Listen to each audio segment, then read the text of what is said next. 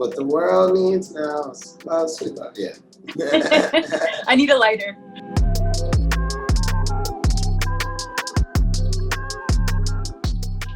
Hey everyone, it's your girl, Emily Curl with iHeartRadio, and welcome back to my virtual studio here in Brooklyn, New York.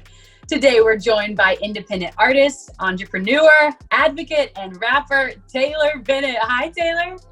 Yo, what's up, Emily? Thanks so much for having me on the show. It's so We're so glad to have you here, and I love that you're wearing your Be Yourself sweatshirt. So classic. Definitely. Gotta represent, you know what I'm saying? Yeah, I love it. No, what our audience didn't get to see is that I've had the most technical difficulties today. So I appreciate you taking the time and sticking with us. That's 2020 for you. Don't worry. Anything for you guys. Definitely. Like I said, it's an honor to be on the show. Now, we have a lot to talk about, including your new music. But before, I want to take it back a little bit because you actually took a break from music in 2020 for some self-appreciation and love. Now we have a new single and video out for Be Yourself Part 2. And before we dive into that, why was it important for you to take that time and reset? I think that, you know, what's really, and I think it's important, and thank you for even asking that question because it's an important message to get out there, not just for people that are entertainers or artists, but I think just as people, we all need to give ourselves a break. And actually, Be Yourself Part 2, the single was tied to Mental Health Awareness Month. And for 2020, I felt like, you know, with this whole pandemic and everything that was going on, I really wanted to focus on me because I've always wanted to help others. But one thing that I think I learned when I had children is that if you want to help other people, you have to help yourself first, because you have to put yourself in a position where you can help people. Otherwise, you kind of just become the problem as well. So in 2020, I really invested in fitness, eating better, even working on a lot of music, which, you know, I'm releasing now and I'm so excited about it, but just getting into a place as not just an artist, but a person where I'm just like, I love doing this, because that's when you make the best music, or, you know, just feeling comfortable. And I'm definitely in that space right now, and I feel better than ever. And I think that something that's very important for everybody to know is that in order to, you know, take a moment and focus on yourself and give yourself self-love, which you should give yourself the most of every day, you don't have to pause everything you're doing.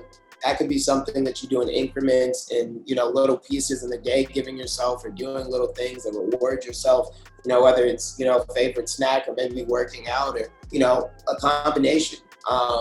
But yeah. I found for me, one thing that's been helpful that I've never done before is I now start journaling in the morning and like just like writing down my thoughts, like recentering myself before the day, which is a habit I absolutely never had before the pandemic. What is a habit that you've created over this time that you want to stick with for a really long time, you know, way after we've all kind of gone back to normal post-pandemic? I think definitely my fitness. I think my fitness is like the biggest thing that I've changed. I in 2018 I weighed 183 pounds. Now I weigh 140 pounds. But I went lower than that. Yeah, and I mean, this isn't all 2020. This is from, like I said, that was 2018, so 2 years. But the whole thing about it is like in 2020, I really took it to the next level. In 2020, I got a six-pack, super happy about that. Like in 2020, I just, you know, kind of reached this different level. And that's something that I know I want to be continuous with, not just for me, but like I said, for my family, for the people around me, for my fans, to inspire other people, you know, to be healthier and, you know, just live a better life. So. Now let's go back and talk about your music again, and especially Be Yourself, because like you mentioned, you know, it's aligned with so many of your values. It has such a deeper meaning for you. What does this song and what does Be Yourself represent for you? For me, I think Be Yourself really represents being unique, not trying to fit in, expressing yourself. And I think just the way the society is, it's very hard to not be influenced by something and then want to be it. And I think that, you know, the meaning of art is to always influence, but I think it's always to invoke and provoke people to create, or just, you know, to feel. But I think that there's kind of this thing, and it's been here for a long time, where it's like Of course, we bounce ideas, but a lot of people kind of want to become exactly what they see.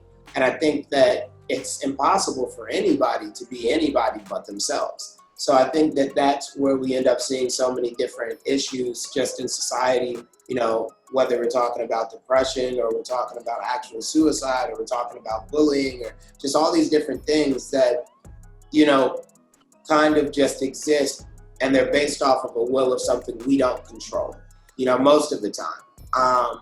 So it's like, be yourself for me as an artist is me being able to look at so many artists like I did when I was a kid, you know, Lupe Fiasco, Pharrell, Jay-Z, just so many different people that I could say, wow, that's something different. Like, I've never seen that before. And they're positively speaking on something.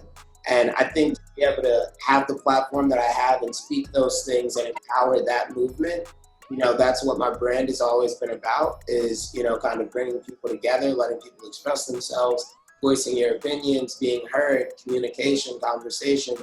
And that's what Be Yourself is about. You know, it's not just a brand, it's, you know, it's a community. Yeah, it's a whole movement. And for you on a personal level, being a bisexual man, how important is it for you to represent the LGBTQ plus community in your music? It's super important to represent it in my music, but I think it's just as important to represent it outside of my music. I think it's, and I think I said this when we got on the phone, because it wasn't part of the interview, but representation matters, right? Like, representation is a very big thing. And I think that by living in your truth, you inspire people to also feel comfortable being themselves and to kind of break down those stigmas that are out there. And like I said, that's another thing that I feel like with the platform that I have, it's kind of my job to dismantle those ideologies that are out there of, you know, kind of homophobia and, you know, racism and all kinds of things that do not align with my brand. You mentioned some artists too that you were inspired by. Who is someone else that you love right now that you really admired their music, but also them as a person? I super love Toby Lou. Toby Lou, I don't know if you've heard of him. He's an amazing artist. Anybody that's checking out this interview, check him out. Toby Lou, he's from Chicago as well. Young artist. I think he's 24, so I think he's my age as well. But super positive dude, into his fitness, you know, just always kind of pushing this positive kind of bouncy energy. And I think that, you know, the thing that he really does that I like so much, and, you know, I try to say that I do as well in my work, or I'd say I do as well in my work, he bends the rules in terms of what the stereotype, or like we said, the stigma of what it might mean to be Black, or to be a man, or to be a rapper, or to be, you know, a hip hop artist, or any of those things. And anybody that, you know, is pushing that envelope and just saying myself just to the fullest, it's like, I gotta support that. So Toby Lou, I love Toby Lou, he's so awesome. Love that shout out. And so before we go, I want to talk a little bit about your music, because you've collaborated with a lot of incredible people, including Chance the Rapper. Do we have any plans in the future for more music with Chance? Definitely, yeah. At some point, we got to do, you know, some albums or some joint albums. I've been working with Chance a lot lately. You know, I'm on his management team, and I've been for, you know, a couple of years now. So we're definitely going to get around to it and figure it out. I guess besides touring, that's another thing after 2021 that I'd be looking forward to, is collaborations with my brothers. Who else would you love to work with besides Chance? Always been a big fan of Kendrick.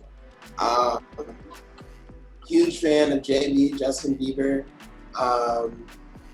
Huge fan of BTS.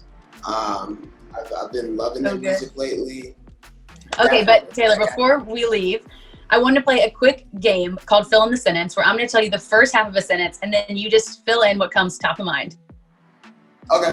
Sound good? Sounds good. Yep. Let's do it. Okay, Taylor, first one. I can't go a day without water. Great. Yes, very good. The most surprising thing I learned about myself this year is fitness. My fitness, for sure. I think most important. Yeah. I think, yeah. Did you have another one competing? I was thinking about it. I was like, no, I don't have anything else. You're like, okay, that's it. My first concert was At Reggie's in 2012 with Pac Div. nice. Yeah. The world needs more of Love. What the world needs now is love, sweet love. Yeah. I need a lighter. Right? The best advice I ever received was Don't compete with anyone but yourself. such a good one. That's Okay, so as we approach the holidays, my favorite holiday tradition is eggnog. Christmas. My mom makes eggnog. So good. It's like so good. does she have a special recipe? Yeah, there's liquor in it. So since I've been it's been like, oh my god. Because when I was a kid, it was like we could never try it, but it was just like we always were like, oh my god, that looks so good. But now, grown guy, do a thing. The Christmas eggnog. I love it. Okay, so Taylor, last question for you. What else can we expect from you this upcoming year? You guys can expect a lot of new music. Like I said, 2020 was a year of reflection. Really happy, really excited to go into this next phase and period of my career. It's just, I just have such great music. It's a crazy thing. But it's really good music. I'm really glad that, the brand has been blowing up and there's so many different fans repping Be Yourself out there. I'm excited to see, it's kind of like a collective, just a group, like what we can accomplish together, outside of music, but, really just for the world, like, what kind of changes will we make in 2021? I'm excited to see that. Amen to that. Taylor Bennett, thank you so much for being here. So nice to meet you. Nice to meet you too. Thank you so much for having me, Emily. I look forward to interviewing again for sure. Yes, and especially next time in New York City when we're all freed. Yes, and we got to do it. I can't wait. It's going to be awesome. It's going to be so fun. Thanks, Taylor. And thank you all for watching. You can stream Be Yourself Part 2 out now on iHeartRadio. And Taylor, we'll see you again very soon. Yeah, see you soon. Shout out iHeart. Peace. Thanks so much for watching. Make sure to stream Be Yourself Part 2 by Taylor Bennett out now on iHeartRadio. We'll see you next time. Hey guys, thanks so much for watching. Did you like that video? You can check out more over here. And don't forget to subscribe to iHeart right here. And if you're already a longtime fan, make sure you ring the bell down below so you don't miss a single video. Bye guys.